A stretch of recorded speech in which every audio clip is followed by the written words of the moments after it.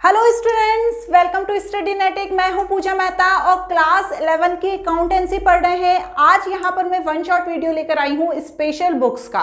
ये जो बुक्स हैं ये स्पेशल इसलिए हैं क्योंकि यहाँ पर हम sales book, purchase book, sales return book, purchase return book और जनरल प्रॉपर के लिए देखेंगे कि किस तरह से इन बुक्स में डायरेक्ट इनकी एंट्री कर दी जाती है। तो यहाँ पर अभी तक इससे जो प्रीवियस चैप्टर्स हैं कैश बुक तक के, उनके मैं वन शॉट वीडियो बना चुकी हूँ। ज़्यादा टाइम नहीं लगेगा, एक बार का आपका पूरा रिवीजन हो जाएगा। यदि कहीं कुछ कॉन्सेप्ट समझ में नहीं आ रहा है तो इसे देखकर आप आसानी से समझ सकते हैं। तो बच्चों देखो, सबसे पहले परचेज बुक के साथ स्टार्ट करते हैं। क्या होती है परचेज बुक? देखिए बच्चों, अभी तक आपने कैश बुक पढ़ा। कैश बुक में आपने पढ़ा सिंगल कॉलम, डबल कॉलम, साथ ही साथ यहाँ पर आपने पेटी कैश बुक भी पढ़ा था, ठीक है। लेकिन यहाँ पर जो होती है परचेज बुक होती है, ये वैसे ही बनती है जैसे हमारी कैश बुक बनी थी, लेकिन इसमें परचेज से रिलेटेड ट्रांजैक्शन होते हैं। और क्या होते हैं वो भी देखिए। Purchase book record all credit purchase of goods, क्योंकि देखो जो कैश परचेज होंगे वो कैश बुक में आ जाएंगे, तो जितने भी क्रेडिट परचेज हैं वो यहाँ पर आते हैं। Cash purchase, purchase of assets and purchase of stationery for office use are not recorded in purchase book. ये चीज को ध्यान में रखना है। तीन चीजें नहीं आती है। यदि हमने कैश परचेज किया है, यदि हमने कोई एसेट्स को परचेज किया है, या फिर हमने जो कोई स्टेशनरी परचेज की है वो भी ऑफिस यूज के लिए, उसे कभी भी हम परचेज बुक में नहीं लिखते हैं। This book is prepare on the basis of invoice और bill receivable by the firm from the supplier of the goods with the amount of trade discount and quantity discount. तो देखो बच्चों, ये जो बुक तैयार होती है, ये जो सप्लायर होता है वो जो हमें सारी डिटेल देता है, जो इनवॉइस हमारे पास होता है उसके आधार पर होती है। क्यों? क्योंकि यहाँ पर कैश का तो कोई रोल ही नहीं है, ठीक है। क्योंकि ये सारी चीजें जो परचेज बुक में आएंगी वो आएंगी क्रेडिट में। तो जब क्रेडिट में आएंगे तो हमारे पास इनवॉइस होगा, क्योंकि हमने जब क्रेडिट परचेज किया है, हमने अभी पैसा चुकाया नहीं है, उसको क्रेडिट में है, तो हमें उन सब चीज की डिटेल किससे मिलेगी? हमें उन सब चीज की डिटेल मिलेगी इनवॉइस से या बिल रिसीवेबल से, ठीक है। अब इसका जो फॉर्मेट होता है उसको देख लो। इसे देखो बच्चों क्या क्या कहते हैं। इसे कहते हैं invoice book, bought book, purchase day book, purchase journal, suppliers journal, ये सब इसके नाम होते हैं। वैसे तो परचेज बुक ही कहा जाता है। अब बहुत सिंपल सा इसका फॉर्मेट होता है। डेट लिखते हैं, पर्टिकुलर्स लिखते हैं, इनवॉइस नंबर लिखते हैं, एलएफ लिखते हैं मतलब ledger folio, details, purchase and total amount. आपको ये डिटेल वाला जो कॉलम है इसको थोड़ा सा बड़ा बनाना होता है और इसमें सब डिटेल लिखी नहीं होती है, और फिर यहाँ पर टोटल अमाउंट लिख देते हैं। अब आपको यदि फॉर्मेट देखकर नहीं समझ में आया हो तो इसका एक क्वेश्चन भी मैंने लिखा है यहाँ पर। इस तरह से आपको क्वेश्चन पूछे जाएंगे किस चीज के? परचेज बुक के। तो देखो ध्यान से, record the following transaction in the purchase book of the Krishna general store Delhi. तो ये क्वेश्चन आपसे पूछा जाएगा जिसमें लिखा होगा कि 2024 1 मई को हमने मेसर्स चुन्नीलाल मैम राज दिल्ली से हमने 100 बैग खरीदे, जिसमें 530 पर बैग जो उसका अमाउंट था। 50 बैग राइस खरीदे, 500 पर बैग था और डिस्काउंट था 10%। फिर 3 मई का दिया है, फिर 4 मई का दिया है। इस तरह से आपको क्वेश्चन में दिया होगा। अब आपको क्या करना है, आपको इस तरह से परचेज बुक बना देनी है। परचेज बुक में क्या लिखा है? In the books of Krishna general store and purchase book, ठीक है। अब जो आपने देखिए जो बैग खरीदे हैं, ठीक है, 530 ईच है और 100 बैग है, तो जब हमने उसका इंटू किया तो 53,000 आया। इसी तरह से 50 बैग राइस है, 500 ईच है, तो इसका इंटू किया तो ये आया। अब इनका हम जब टोटल करेंगे तो 78,000 आ जाएगा, और 78,000 पे हम ट्रेड डिस्काउंट निकालेंगे, 78,000 आ जाएगा। अब जो डिटेल है 70,200 की, वही कॉस्ट होगी और वही अमाउंट होगी, तो इन्हें हमें दोबारा लिख देना है। इसी तरह से 3 मई का करेंगे और इसी तरह से 4 मई का करेंगे। तो देखो बच्चों, जो क्वेश्चन में दिया है उसी के अकॉर्डिंग आपको परचेज बुक बनानी है। कभी कभी क्या होता है, कैश परचेज भी दे देते हैं आपको कंफ्यूज करने के लिए, तो आपको ध्यान रखना है कि कैश परचेज से रिलेटेड ट्रांजैक्शन यहाँ पर नहीं आते हैं, ठीक है। इस तरह से परचेज बुक रेडी होती है।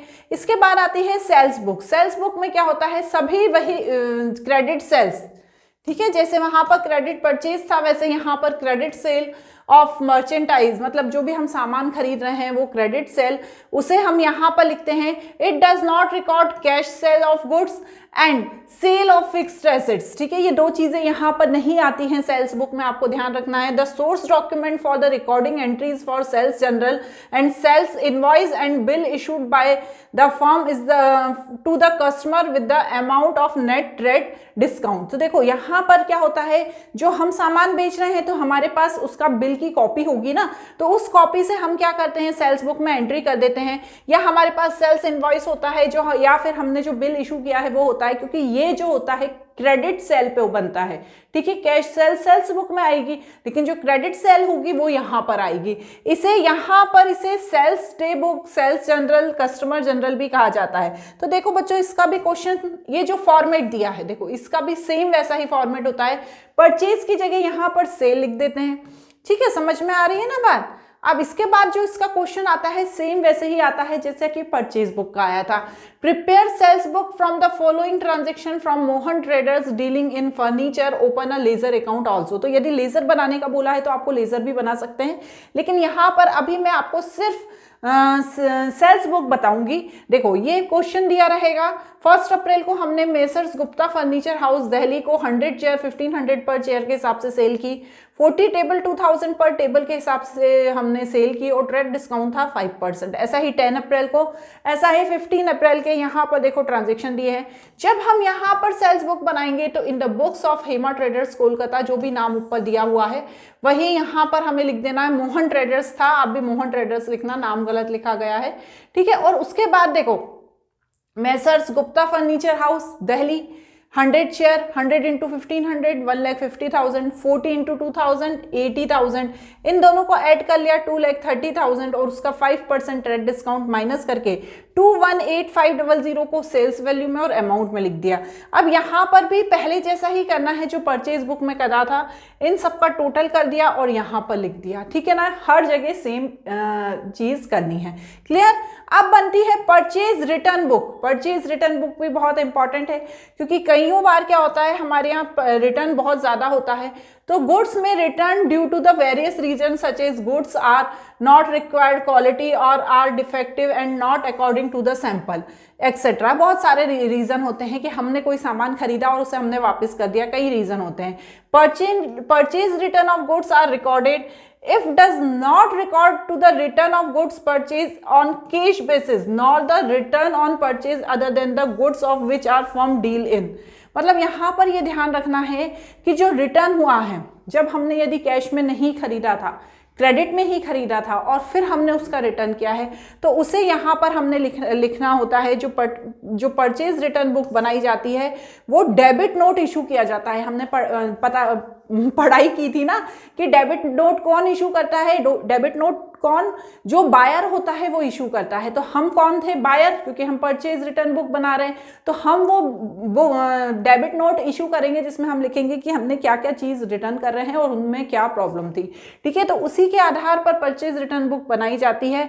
ठीक है, और क्रेडिट नोट किसके द्वारा बनाया जाता है, जो रिसीव्ड कर रहा है, जो सप्लायर है वो क्रेडिट नोट इशू करेगा कि हाँ मुझे ये सारी चीजें मिल गई। तो डेबिट नोट और क्रेडिट नोट को बहुत ही क्लियरली समझ लेना। ठीक है, उसके बाद है परचेज रिटर्न बुक। देखो ये इसका फॉर्मेट होता है। ठीक है, यदि CGST, SGST और IGST दिया है तो हमें इसे भी ध्यान रखना होता है, उसे भी लिखना होता है। वैसे तो नहीं आते हैं इसके क्वेश्चन, लेकिन यदि दिए होते हैं तो आपको फॉर्मेट में उसे भी लिखना होता है। ठीक है, अब देखो ये क्वेश्चन दिया है, छोटा सा क्वेश्चन मैंने बता दिया परचेज रिटर्न का, इस तरह से क्वेश्चन आएगा। तो यहाँ पर आपको वही जैसे सोहन एंड सन्स को रिटर्न किया कोलकाता को 10 रोहतास फैन 1250 ईच का। ठीक है, तो हमने ये वापस किया, फिर इसे डिस्काउंट जो हमें मिला था वो भी हमने माइनस करा और फिर यहाँ पर देखो अमाउंट को टोटल कर देंगे। तो ये होती है परचेज रिटर्न। उसी तरह से सेल्स रिटर्न होता है। Subsidiary books are used to record return of goods by customers that had been sold on credit. हमने जो सामान उधार पर बेचा था और वही हमें कस्टमर ने वापस कर दिया, तब हम सेल्स बुक में उसकी, सेल्स रिटर्न बुक में उसकी एंट्री करते हैं। इस बात को बहुत ही अच्छे से ध्यान में रखना है कि क्रेडिट सेल या क्रेडिट परचेज हुआ है तो ही हम क्रेडिट सेल्स रिटर्न और क्रेडिट परचेज रिटर्न की एंट्री करेंगे। ठीक है ना, यहाँ पर इसे रिटर्न इनवर्ड बुक भी कहा जाता है।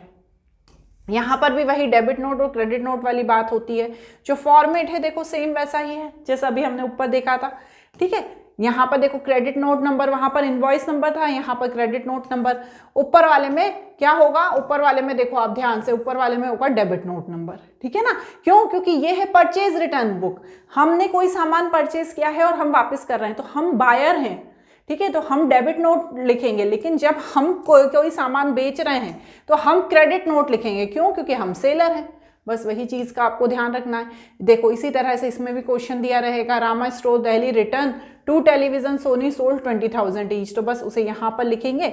और फिर यहाँ पर तो कोई डिस्काउंट नहीं दिया है तो बहुत अच्छी बात है, इसे ऐसे ही आगे ले जाएंगे। इसमें जो लास्ट होता है वो जनरल प्रॉपर होता है, मतलब वो सारे जो एक्स्ट्रा खर्चे हैं या एक्स्ट्रा चीज़ें हैं उसे हम यहाँ लिखते हैं। तो इसके हम डेफिनेशन पढ़ते हैं। General proper is a book that record transaction which can not be recorded in any other subsidiary books, ठीक है। ऐसे ट्रांजेक्शन जिन्हें हमने कहीं पर भी बुक, कोई सी भी बुक में एंट्री नहीं की है, जैसे उसकी ना हमने कैश बुक में करी है, ना परचेज बुक में, ना सेल्स बुक में, ना परचेज रिटर्न में, ना सेल्स रिटर्न में, ठीक है ना। तो ये जो एक अलग से बुक मेंटेन की जाती है जिसमें इन खर्चों को लिखा जाता है, कौन कौन से होते हैं, जैसे opening entry, closing entry, adjustment entry, rectification entry, transfer entry, तो यहाँ पर इन सबको लिखा जाता है। डिसऑनर की एंट्री और जो अदर एंट्रीज हैं उन सबको जनरल प्रॉपर में लिखा जाता है। तो ये एक तरह से जनरल एंट्री ही होती है कि यदि आप अपने बिजनेस में कोई काम कर रहे हो और उसमें आपने sales book, cash book, purchase book ये सब बनाई है, तो बहुत सारी और भी तो ट्रांजेक्शन हुए होंगे ना, तो उन्हें आप कहाँ लिखोगे, उसे आप जनरल प्रॉपर में लिखोगे, जिसे सिंपल जनरल एंट्री कहा जाता है। जैसे यहाँ पर देखो ये सारे ट्रांजेक्शन दिए हैं, इंटरेस्ट मिला, वेजेस हमने पेड, आउटस्टैंडिंग रही, इंश्योरेंस प्रीपेड हुआ, कमीशन हुआ, इंटरेस्ट ड्यू ऑन लोन, तो ये सारी चीज़ें कहाँ लिखोगे, क्योंकि ना तो ये सेल्स बुक में आएंगी, ना परचेज बुक में, ना कैश बुक में। तो इन सबको लिखने के लिए हमें एक अलग से जनरल बनाना होगा और वहाँ पर इन सबकी एंट्री करनी होगी। जनरल एंट्री तो करना आता ही है, तो इसे आप जनरल प्रॉपर कहते हैं। देखिए क्या होता है, सब्सिडरी बुक्स क्यों बनाई जाती है, सब्सिडरी बुक्स इसलिए बनाई जाती है क्योंकि हमारा बिजनेस बहुत बड़ा है, हमारे बिजनेस में कई कैश ट्रांजेक्शन होते हैं, कई सेल होता है, कई परचेज होता है, उधार में भी होता है। अब मैंने यदि जनरल में सारी ट्रांजेक्शन्स की एंट्री कर दी तो मेरे लिए बहुत ही ज़्यादा हौच-पौच वाली स्थिति हो जाएगी। एक दिन में करीब मेरे यहाँ 100 एंट्री होती है, तो 100 एंट्री क्रोनोलॉजिकल ऑर्डर में हो जाएगी, मतलब कहीं सेल्स की, कहीं कैश की, कहीं परचेज की। तो इसके लिए मैं क्या करती हूँ, एक अलग से कैश बुक बना लेती हूँ कि जितने भी मेरे कैश ट्रांजेक्शन है मैं कैश बुक में लिख लूँगी, बाकी सेल्स बुक में, बाकी परचेज में, परचेज रिटर्न, सेल्स रिटर्न, और जो आखिरी में बाकी बच जाएंगे उन्हें कहाँ पे लिख लेंगे, उन्हें हम जनरल प्रॉपर में लिख लेंगे। तो आई होप आपको ये चीज़ क्लियर हो गई हो। यदि कोई डाउट हो तो कमेंट बॉक्स में लिखना। आज के लिए इतना ही, बाय बाय।